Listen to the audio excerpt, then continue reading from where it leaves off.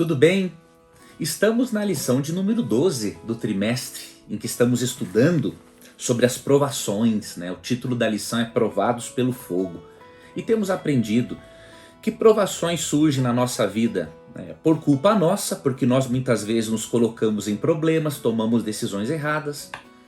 E Deus permite, né, que as provações surjam, porque elas podem refinar, purificar o nosso caráter.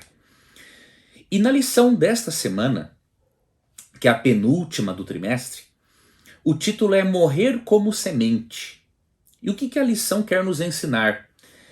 Que assim como uma semente primeiro tem de morrer para depois nascer e gerar frutos, nós devemos morrer para o eu, nascermos para Deus e gerarmos frutos. É isto que a lição quer nos passar. Morrer para o eu, nascer para Deus e gerar frutos. Né? E aí nós vamos ver também na lição por que muitas vezes temos dificuldades em aceitar a vontade de Deus.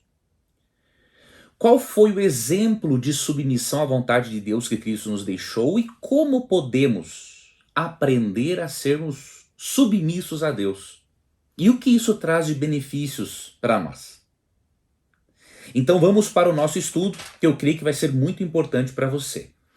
Primeiro, vamos aprender como devemos nos submetermos à vontade de Deus. E o maior exemplo, o exemplo supremo de submissão a Deus, é o próprio Jesus Cristo, a segunda pessoa da divindade. Vou ler para você Filipenses capítulo 2, versos 5 a 9, que é um texto assim extremamente importante, que fala da divindade de Cristo, mas também da sua humildade. Vamos ver aqui Filipenses 2, 5 a 9. Tende em vós o mesmo sentimento que houve também em Cristo Jesus, o qual, tendo plenamente a natureza de Deus, não reivindicou o ser igual a Deus, mas, pelo contrário, esvaziou-se a si mesmo, assumindo plenamente a forma de servo e tornando-se semelhante aos seres humanos. Assim, na forma de homem, humilhou-se a si mesmo, entregando-se à obediência até a morte e morte de cruz. Aqui nós vemos o maior exemplo de submissão a Deus. Jesus Cristo, o autor da vida, de acordo com Atos 3,15, o Pai da eternidade, de acordo com Isaías 9,6, ele, mesmo tendo uma natureza divina igual à de Deus o Pai, ele não reivindicou isso para que ele ficasse com essa natureza para sempre, de modo que não viesse a morrer pelo ser humano. Pelo contrário, ele esvaziou-se, ele misturou a sua natureza divina com uma natureza humana para poder encarnar, revelar o amor de Deus e o plano de salvação à humanidade. E disse que ele voluntariamente se submeteu, né? A sua natureza divina foi agora mudada para uma natureza divina humana.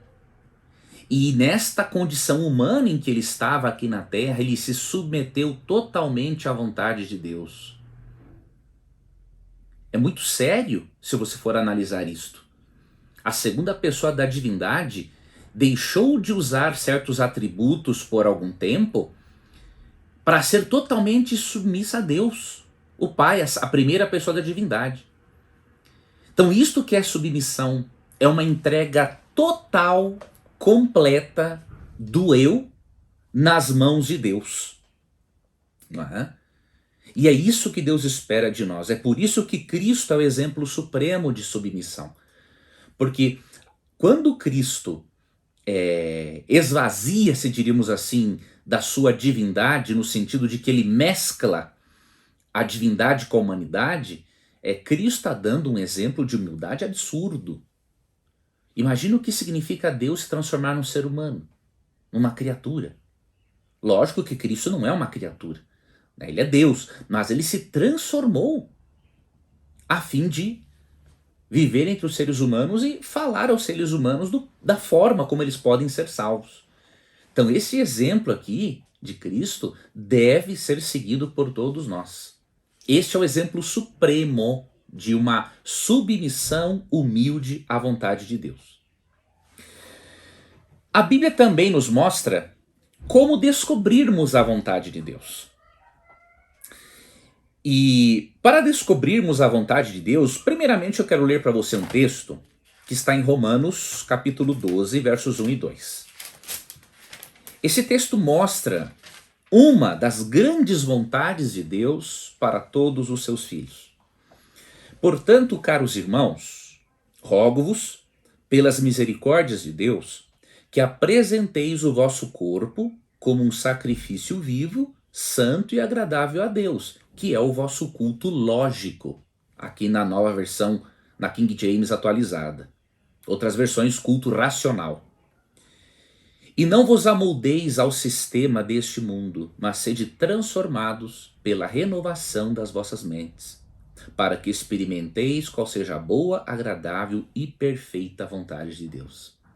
Como podemos descobrir e experimentar a perfeita, a boa, perfeita e agradável vontade de Deus? O texto diz assim, ó: devemos oferecer o nosso corpo a Deus como sacrifício vivo, né? Fazemos isso quando nos privamos de práticas pecaminosas. Obviamente nem sempre conseguiremos, infelizmente, mas temos que continuar no processo de santificação para desenvolvermos isso e oferecermos o nosso corpo a Deus, e não oferecermos o nosso corpo para a maldade, para o pecado. E aí diz aqui que Deus quer que passemos por uma renovação mental. E esta renovação mental envolve não se amoldar ao sistema deste mundo. Então o mundo caminha para uma direção.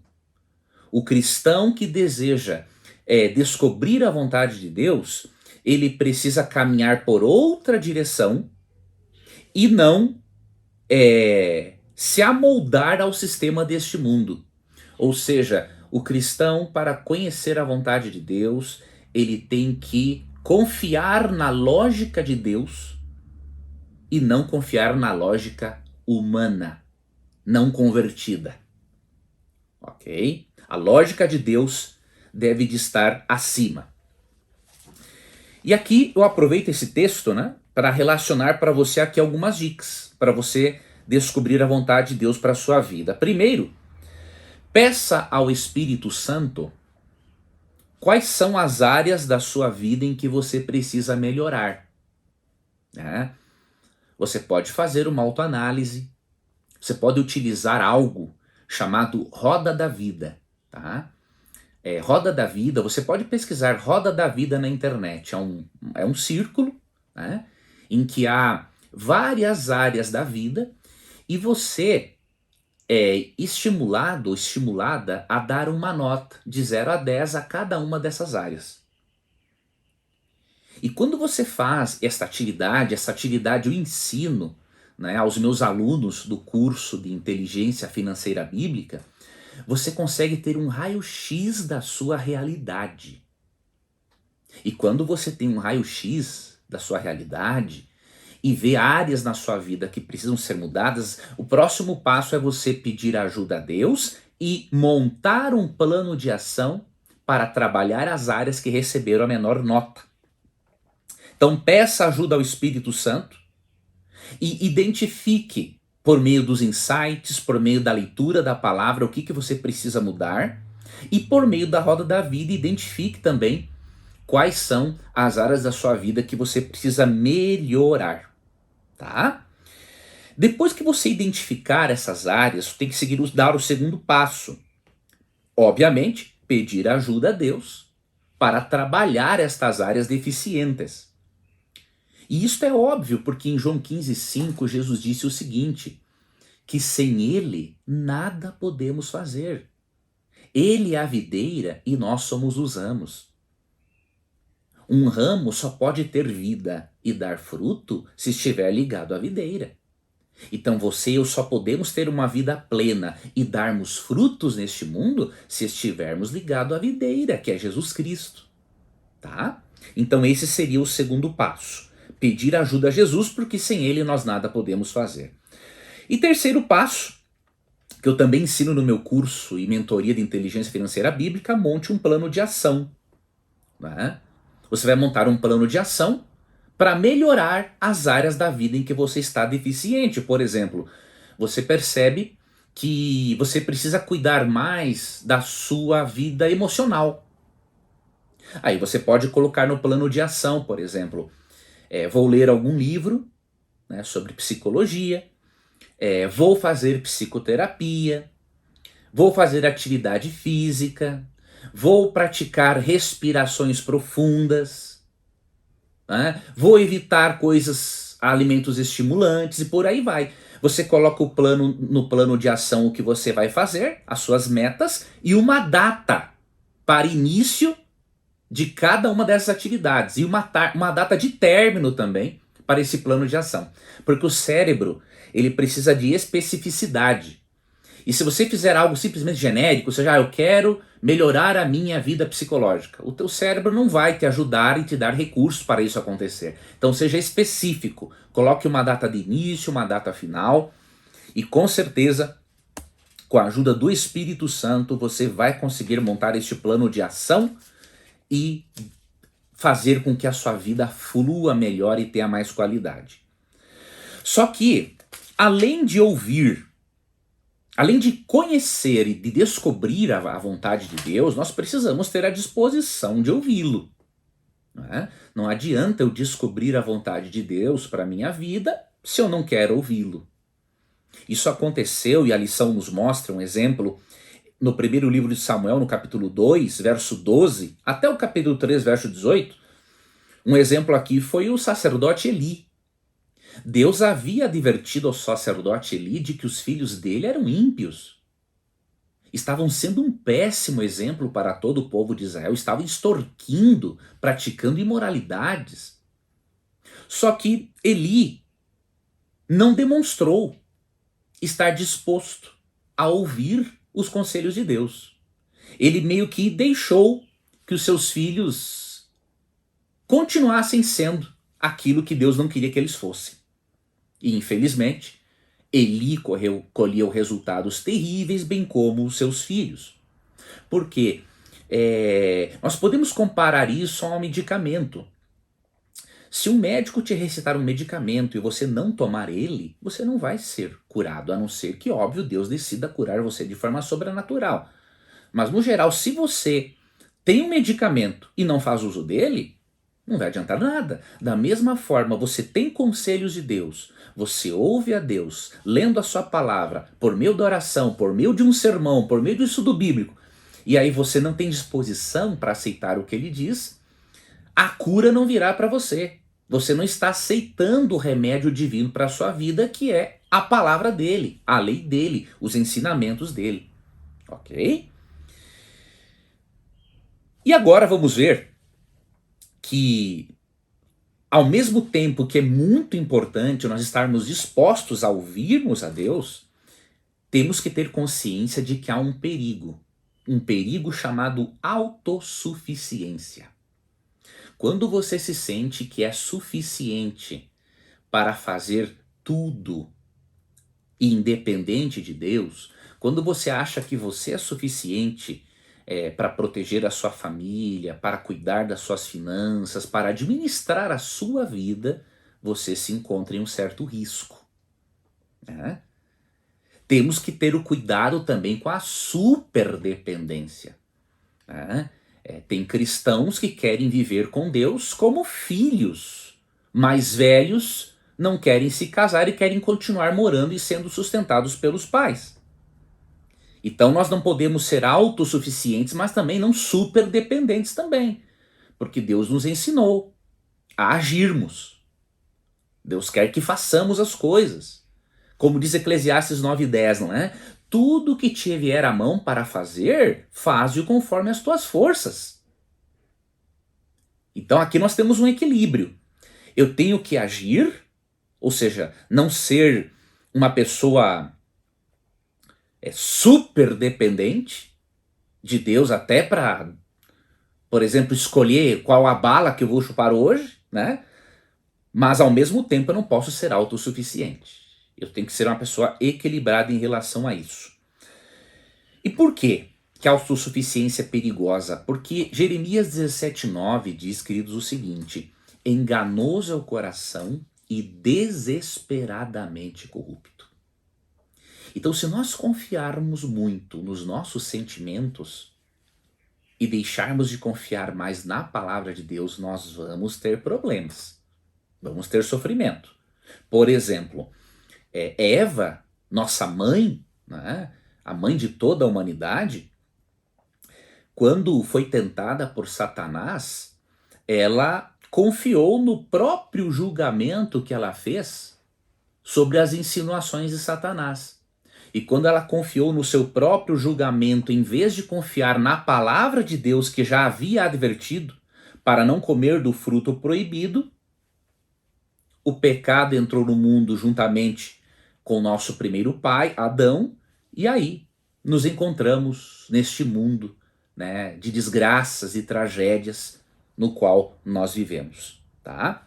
Então Eva, nós podemos perceber aqui, ó, quando lemos Gênesis 3, ela julgou a situação por si mesma, concluiu por si mesma, ou seja, não assim levou em conta a orientação de Deus e agiu por seus próprios sentimentos. Então isso é um perigo, a autossuficiência. Você tem que convidar a Deus, não é, para fazer parte da sua vida, dos seus projetos, das suas decisões. Fazer parte da sua família, fazer parte do seu trabalho. E aí sim, você vai ter uma relação plena, íntima e transformadora com ele, tá? A lição também apresentou, e aqui nós vamos para o último tópico, que a submissão a Deus, ela é enfraquecida quando confiamos em nossa própria força. Eu quero fazer um acréscimo aqui. A submissão à vontade de Deus é enfraquecida quando confiamos em nossa própria força mais do que deveríamos. Por quê? Porque se nós não tivermos autoconfiança para vivermos, nós temos um problema de ordem emocional, né? Então nós não podemos não ter autoconfiança. Temos que confiar em nós mesmos, né? Somos a imagem e semelhança de Deus. Deus nos dá dons espirituais e dons naturais. Nós temos acesso à informação, à leitura, então nós podemos adquirir uma autoconfiança. Agora, esta autoconfiança tem que ser saudável, né? Não devemos confiar em nós mesmos além do que deveríamos. E onde está o limite? É a palavra de Deus. Se eu ter uma autoconfiança ao ponto de eu agir de forma contrária à palavra de Deus e agir independente da ajuda do meu Pai Celestial e Criador, eu vou ter problemas, né? Então confie em você mesmo, em você mesma, mas confie infinitamente mais em Deus. Repito Jeremias 17:9. Enganoso é o coração e desesperadamente corrupto. Quem o conhecerá? E aí o texto diz, né? Eu, o Senhor, sondo todos os corações. Então, se só Deus conhece o que realmente vai dentro de nós, se nós mesmos, queridos, não nos entendemos e não nos compreendemos muitas vezes, como que vamos ter uma autoconfiança além do que nós deveríamos ter? Então temos que ter uma autoconfiança saudável, uma boa autoestima e confiarmos infinitamente mais no nosso Pai Celestial. Porque a lógica dele é superior à nossa. Porque a sabedoria dele é infinitamente superior à nossa. Porque ele consegue ver o fim desde o princípio e nós não conseguimos. Então Deus tem uma visão muito mais ampla do quadro da nossa vida. E nós precisamos crer e confiar nisso. E para concluir, queridos, a Bíblia ensina, né, que apesar de nós conhecermos a vontade de Deus, devermos confiar mais na lógica dele, não sermos autossuficientes, apesar de sermos abençoados, né, com o conhecimento do verdadeiro Deus, passando inclusive por uma renovação mental para podermos ser submissos a Deus como Jesus o foi, a Bíblia nos mostra que nós teremos momentos de dificuldades e momentos de lutas. Porém, você precisa ter em mente duas coisas. Primeiro, a sua luta e a minha, a luta principal, como diz Paulo em Efésios 6,12, não é contra a carne e contra o sangue, não é contra seres humanos. O texto diz, é contra as potestades, né, e forças espirituais do mal. Então a nossa luta não é contra seres humanos, em essência a nossa luta é contra o poder das trevas. E como podemos vencer isto? Zacarias capítulo 4, verso 6 nos dá a resposta que nós realmente precisamos. Para termos vitórias, enquanto passamos pelo processo de renovação mental, a fim de conhecermos a vontade de Deus para nossas vidas e termos uma vida plena e feliz. Zacarias 4,6 tem um princípio fundamental que diz assim: esta é a palavra do Senhor a ser entregue a Zorobabel, não por força nem mediante a violência, mas pelo poder do meu espírito, afirma o Eterno dos Exércitos. Não é por força nem por violência que nós vamos conseguir vencermos as dificuldades e os poderes das trevas. Nós precisamos usar as armas espirituais de Efésios 6, 10 a 17. E nós dependemos exclusivamente da presença do Espírito Santo, a terceira pessoa da Trindade, para que nós tenhamos sucesso na nossa caminhada cristã, na nossa caminhada espiritual, para que tenhamos sucesso ao longo da nossa vida. O Espírito Santo é o nosso outro consolador, de acordo com João 14,16. Esta palavra consolador, do grego paráclitos, significa um advogado, alguém chamado a estar ao lado de outro alguém. Então o Espírito Santo quer ser o seu companheiro.